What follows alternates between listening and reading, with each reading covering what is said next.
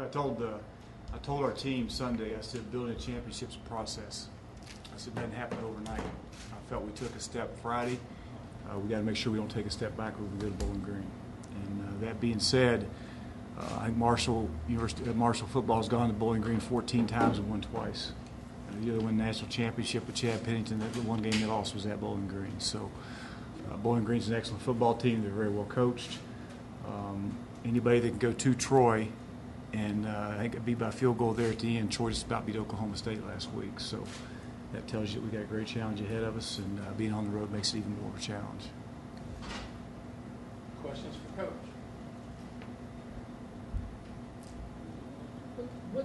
What is their offense like? I mean, obviously, like if they're really throwing the ball a lot and that kind of stuff, and going to one receiver a ton of times, it doesn't look like they're throwing it a whole lot downfield.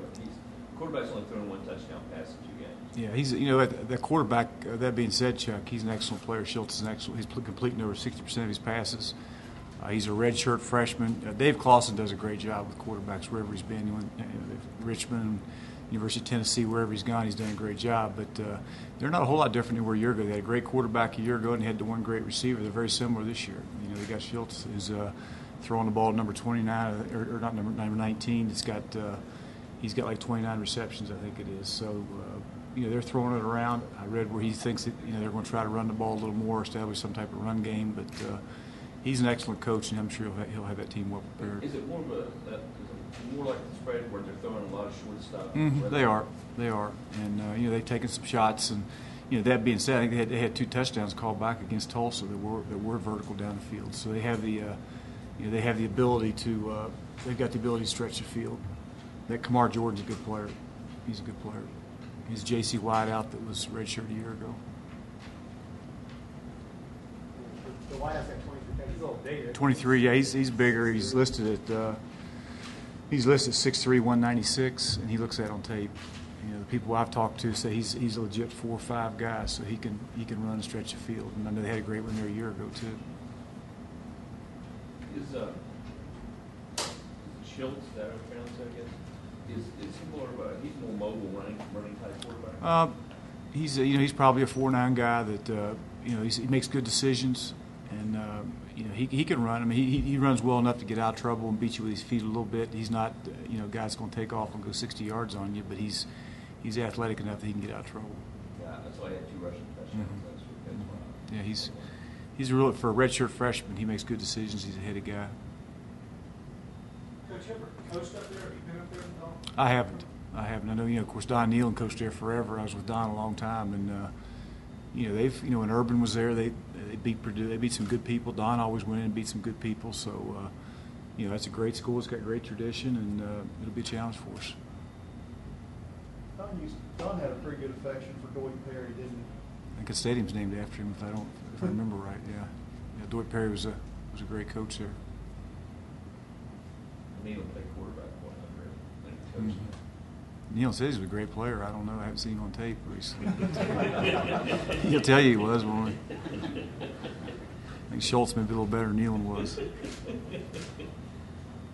going to see more of Mario there getting on a 3-point stance, that defensive end spot he did on Friday. Mario's he can run, and we're trying to get our best players in position to make plays, and Mario's a guy that can really run, and we're going to put all our players that we think can make plays in position to do that. And I think Coach Rippon will do a good job with that. Yes. Were you a little surprised at how well your defensive line played against their front? No. I think Sean's done a nice job with that defensive line. Vinny Curry's really playing well.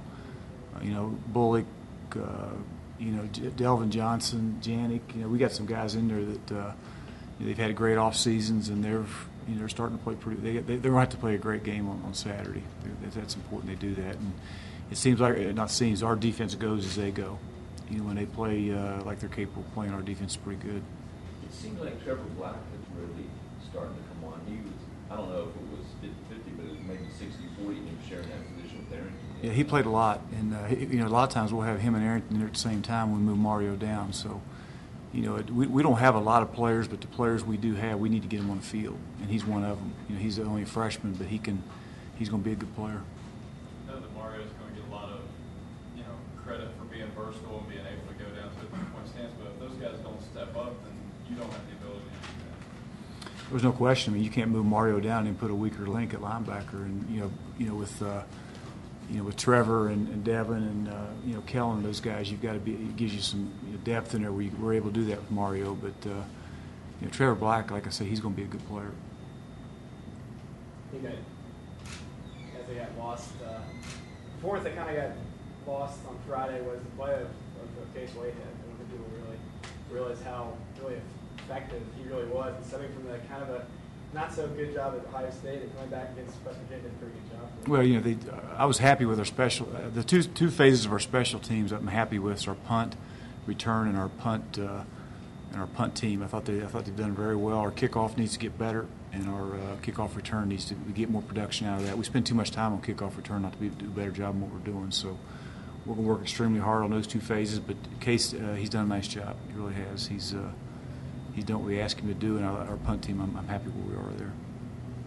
You mentioned Vinny a little bit. He keeps talking about how Coach Cronin, you really kind of motivated him throughout the offseason. What was said to him to get him really at his level? You just do what we tell you to do your job. We just, our guys, as I've said 100 times, Frank Prano is the best there is in America. And Vinny's bought into what he's doing, and, he's done a nice job, and Sean's done a nice job coaching him. But Vinny's a great kid. He'll do whatever you ask him to do. Looks like Bowling Green has given up a lot of yards. I mean, over 1,000 in 2 games, but they haven't given up a lot of points. I guess that looked like on film a bend but don't break philosophy out of them. Yeah, that's the key isn't in our plan to win. It's scoring in the red zone. You've had a lot of people get in the red zone and come away with no points, and that can't happen. If you score and you get in the red zone, you got a chance to win the game, and you got to finish things. And I think people have had some turnovers against them too, where they've gotten it down there a couple of times and turned the ball over. So we just got to do a good job finishing, and we can't turn the ball over. Had to be pleased with the way Brian stepped up on Friday. Brian's playing well. I'm happy. We need that kind of game out of him again Saturday to be successful, and he's done a nice job. Tony's done a nice job with Brian. Getting back to BG's offense, they ran 82 plays from scrimmage last year, and your defense has faced 80 plus in both the first 2 games. I mean, I take it they still play an up-tempo type offense? Yeah, they don't play quite the up-tempo that we've seen, but they've defensively we play. You can't play 94 snaps. You just can't do it. And we don't have the depth to be able to do that. That's what happened. That being said, they got to get off the field too. If it's third downs, they got to get their ass off the field. So if we got to play 80 or 90 plays on Saturday, we're going to have problems. We got problems. Offensively, we got to start winning time of possession and start controlling the clock a little bit to help that defense out. As far as things go, if this is close to a CUSA opponent, is what you're going to see out of the non-conference portion in terms of quality of athlete and style of play? I have, I don't know. I have not been through the conference, and I'm sure they're an excellent football team. That I know Troy's as good a team as there is out there. I mean, Troy's got a reputation beating an awful lot of people. I know we played them when we were at Florida. We struggled with them, and they hung right there with Troy at Troy. And had a chance to beat them. So they're going to have good players, and they're going to be a good football team. Any more questions? Coach, talking to you guys yesterday, they were kind of chomping at the bit to get back out on the field. Is that encouraging to you after a tough loss that they want to get right back at it? Yeah, they've worked. We've worked extremely hard, and I think the one thing that if they're not, same thing will happen to us happen to Virginia Tech, and they understand that, and they were told that, and they got to have a great week. Our preparation for games never changes. We won't prepare for Bowling Green any different. We prepare for the last 2 teams we played. Our preparation always stays the same. It starts on Sunday, and once Sunday rolls around at 3 o'clock, that last game was over. And if I heard somebody talk about it, it was a bad deal. And I'm not going to talk about it, and the kids aren't going to talk about it. And they're focused totally on Bowling Green because we don't take that next step. We can't go accomplish the goals we have to set for ourselves. So they understand that. We've got to have that game against Bowling Green will be won today and tomorrow and Thursday in practice. If we have a great week of preparation, we got a shot at winning the game. If we don't have a great practice day, we have no shot, and they understand that.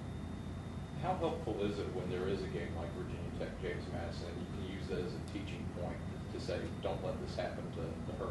I was talking to the quarterback club I don't know, this week or last week, I forget when it was, last week or week before, and I told those guys that every Sunday you're going to pick up a paper and somebody's going to get beat that shouldn't get beat. It happens every Sunday of every week of every year. Last week it was Virginia Tech, it was Minnesota. Got beat by two teams that you, Chuck, you guarantee if you had your pick'ems or whatever you have in your columns, you wouldn't have picked them. And all of you, same way. But you know what? You're going to pick them up Sunday, it's going to be the same deal. There's going to be 3 or 4 teams that get beat that shouldn't get beat. And, you know, those teams that aren't prepared and aren't invested get beat because the most prepared, most invested team always wins. And we got to make sure that we got to make sure our team is the most prepared, most invested on Saturday. We'll have problems. Coach, you lost DJ Wingate for the game, and you had to go with for Jackson mostly. How did they improve from game 1? You know, those guys have hung in there. You know, we got DJ back this week, and he should be back. He'll be out there practicing today, which is good. And you know, I told you know, the thing is I told some people too. I told one of the quarterback clubs, we're not basketball. You know, we can't fix things overnight. You know, sometimes if you're a basketball coach, you can go out and recruit 2 or 3 great players, and you're fixed. You know, football, we have issues that we can't fix in one recruiting season. You know, some of the issues it's going to take us a couple years of recruiting to fix them, and you know, we're working extremely hard on that. Unfortunately, we don't have any corners going to fall out of the sky, and we got to play with what we got. Now that being said, I'm proud of those guys. Those guys have gone in there, they played their tail off, they worked extremely hard, and unfortunately, we just don't have enough of them. But Dale Roberts is going to be a good player. We talked about him this morning. He's got to start getting some work because he's going to have to play for us before it's all said and Obviously, done. with this team, they're going to get challenged a little bit. Sure they are. Sure they are. Every team we play, I mean, they're going to get challenged, and you know, for the most part, they've held their own. Coach, how about Donald Brown? I thought he seemed to be in just about every play. Yeah, you know, him, Omar Brown, Donald Brown are actual safeties.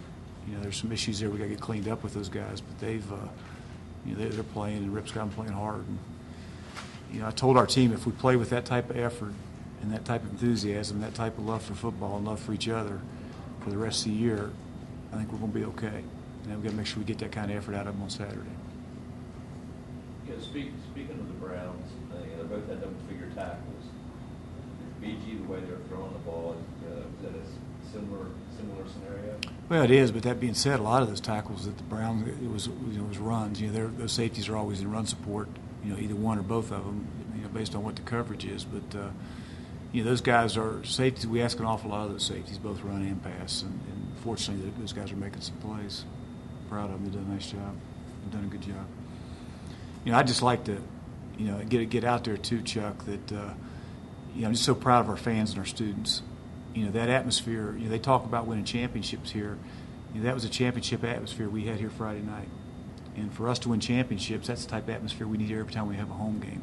And I want to thank the students and the fans and everybody that showed up and provided our team with that atmosphere. And if they show up like that for every home game, then we're going to be hard to beat at home. And that's a special atmosphere. And just make sure you thank all those people for us, if you would. Anything else? Thanks.